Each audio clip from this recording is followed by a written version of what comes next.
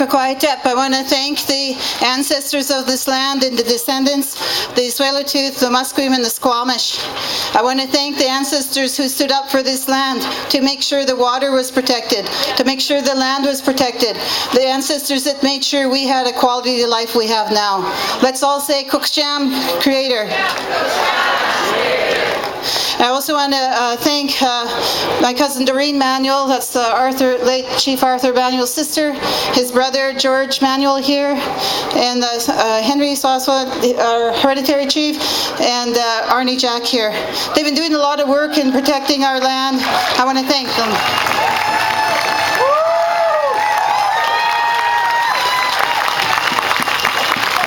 Well, we traveled about 4 or 5 hours to get here today, and you know, the first thing I saw in my inbox in my email was from David Suzuki. You know what he said?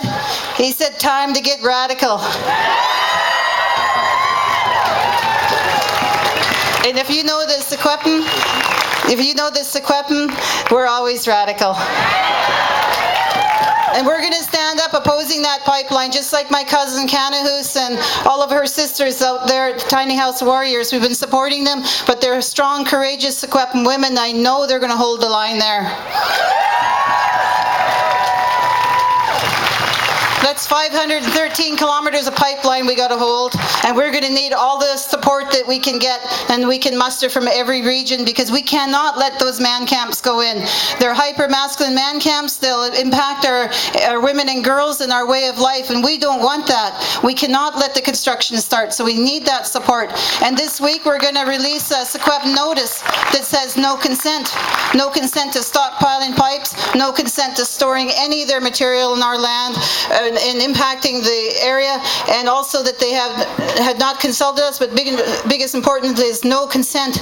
So we're going to issue that this week and make sure, because we were just inundated with all kinds of letters, referrals, and permits. It's just been unbelievable. We actually had a letter from Minister Sohi too in regards to consultation, and we were saying, what consultation? There has been no consent. There will never be any consent from our Secwepemc people, the proper title holders.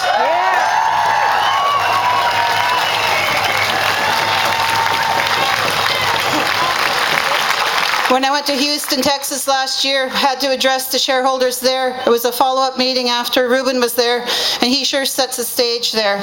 And I went into the shareholders meeting, and the CEO was waving around IBAs with 43 bands. He said, "We got the deal here." And I said, no, those things don't mean a thing, because those are only to federal reserves. They're a little postage stamp of our territory of 180,000 square kilometers. Those things don't mean a thing.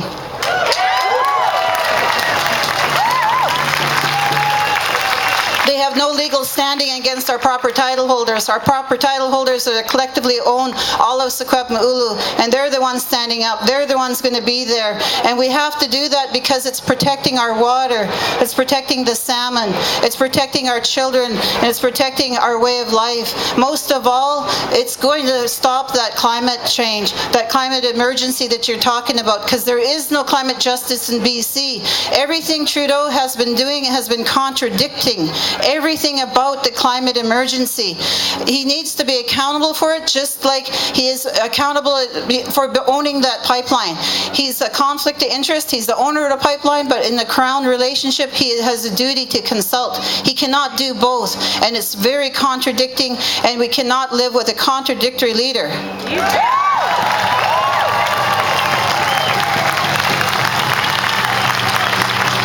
All of our lives depend on it.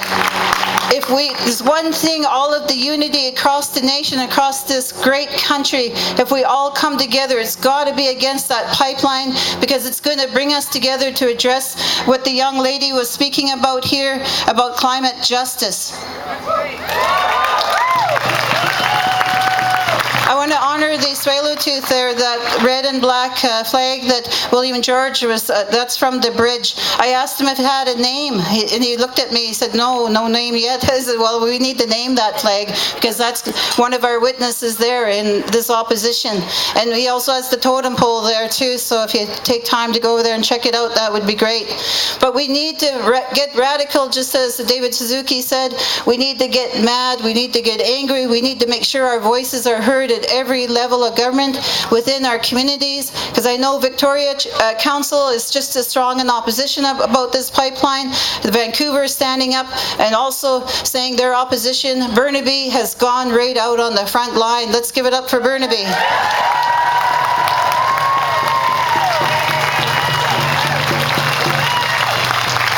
I was up there supporting all of the land defenders, and I'm including all you as being land defenders.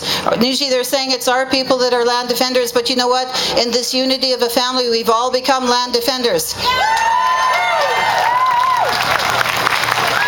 And now as land defenders, we all have the responsibility of those sacred teachings now to make sure nothing destroys our earth, nothing destroys the water, nothing destroys the salmon.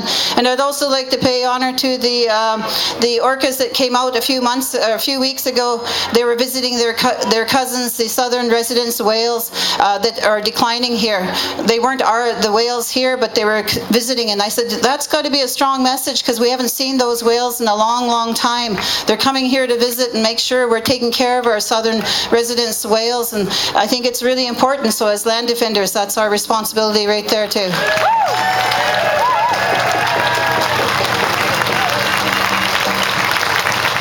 And I also believe in the power of prayer. So if you can also maybe go home tonight, you say a prayer, say it as a family, say it as yourself, or if you can do that, just say it in the prayer to our Creator to help us, against this pipeline, Trans Mountain, what it's doing to us, because it's actually going in contradictory to our Creators, to our teachings that we have. So we need to send that prayer, and I believe if we do it all together, it'll be really powerful going up to the Creator. And He's got to be here with us. He's been demonstrating, He's been here with us in all the things, even though we've been so oppressed with this pipeline. And Trudeau trying to ram it through just like the railroad, he said he was going to ram it through just like they did the railroad. But we're going to show him he's not going to do that. No consent to the pipeline.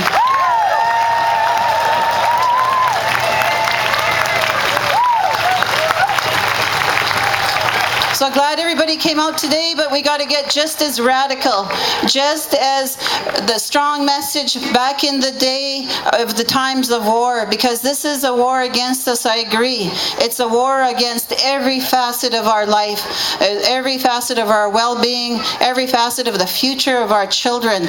This is a new kind of war, because it's the war of the wealthy.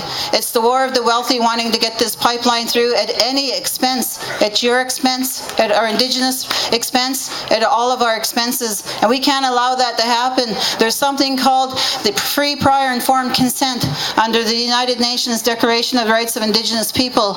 In such a contradictory country, we're saying, oh, we're going to look at passing that legislation, but we're going to ram through this pipeline. They don't mix. Trudeau still hasn't apologized to me about that whole incident about a year and a half ago in Gatineau, and that's the kind of person that shows who he is. So he's thinking he's going to just ram that through, just like how he did with all these other federal projects he's been involved in. But our people, all of us together are going to stand up, and we're going to show what true unity is.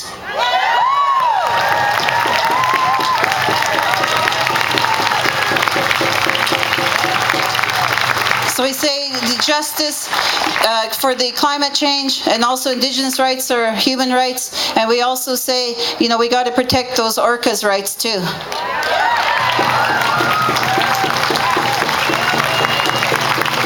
I just want to say our people are so strong. When they make a declaration and a resolution like Henry made about our land and our water, they still stand up. It might be written this way, but once we give up ourselves spiritually for it, we fight right to the end for it. And that's what we're going to do, continue to be on the front lines, continue to be at rallies like this, and continue to be everywhere to share that message about the dangers and the issues with the pipeline. But most of all, that on June 18th, the federal government, they really better pay attention to what they're doing and say no. Want